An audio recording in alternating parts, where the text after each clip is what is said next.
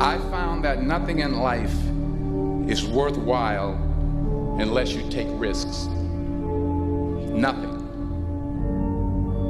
There is no passion to be found playing small and settling for a life that's less than the one you're capable of living. Now, I'm sure in your experiences in school and applying to college and picking your major and deciding what you want to do with life, I'm sure people have told you to make sure you have something to fall back on. Make sure you got something to fall back on, honey. But I never understood that concept, having something to fall back on. If I'm going to fall, I don't want to fall back on anything except my faith. I want to fall forward. I figure at least this way I'll see what I'm going to hit. Fall forward. So do what you feel passionate about. Take chances. Don't be afraid to fail. There's an old IQ test, was 9 dots, and you had to draw 5 lines with a pencil within these 9 dots without lifting the pencil. The only way to do it was to go outside the box. So don't be afraid to go outside the box. Don't be afraid to think outside the box. Don't be afraid to fail big, to dream big. But remember, dreams without goals are just dreams, and they ultimately fuel disappointment. So have dreams, but have goals. And understand that to achieve these goals, you must apply discipline and consistency. In order to achieve your goals, you must apply discipline, which you have already done, and consistency every day, not just on Tuesday and miss a few days. You have to work at it every day. You have to plan every day. You've heard the saying, we don't plan to fail, we fail to plan. Hard work works. Working really hard is what successful people do. Society is forcing success down our throat, comparative success down our throat. You know, I don't know if the Bible says it, but it's somewhere it says in the last days we'll become lovers of ourselves. The number one photograph now is a selfie. So we all want to be followed. We all want to lead, I should say. We're willing to do anything to be influential. You know, the universal stems from the specific. Where's your soul? Where's your heart? Where does it start? Do you want credit for it, or do you want to see the other person do well? It's the most selfish thing I've done in my life is give. Don't just aspire to make a living. Aspire to make a difference. The chances you take, the people you meet, the faith that you have, that's what's going to define you. Never hold back. Give everything you got. And when you fall throughout life, remember this. Fall forward. If you don't fail, you're not even trying. To get something you never had, you have to do something you never did. Imagine you're on your deathbed, and standing around your deathbed are the ghosts representing your unfulfilled potential, the ghost of the ideas you never acted on, the ghost of the talents you didn't use. And they're standing around your bed, angry, disappointed, and upset. They say, we came to you because you could have brought us to life, they say. And now we have to go to the grave together. So I ask you today, how many ghosts are going to be around your bed when your time comes? There's a saying, when the devil ignores you, then you know you're doing something wrong. Conversely, when the devil comes at you, maybe it's because you're trying to do something right.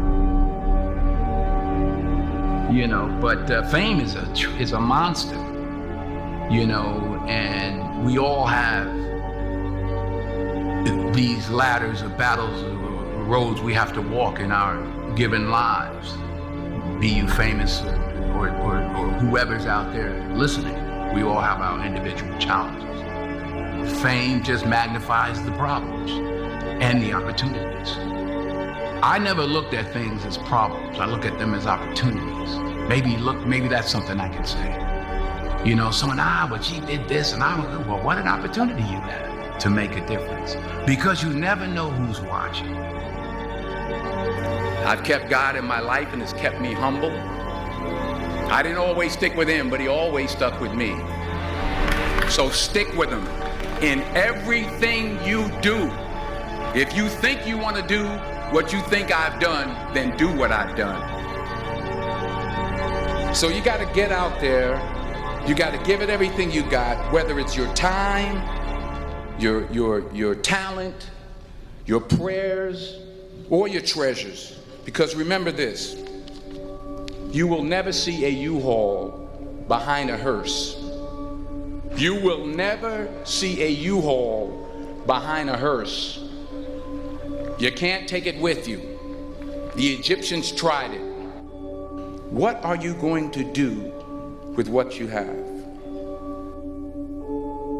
True desire in the heart, that itch that you have, whatever it is you want to do, that thing that you want to do to help others and to grow and to make money, that desire, that itch, that's God's proof to you, sent beforehand already to indicate that it's yours. And anything you want good, you can have. So claim it.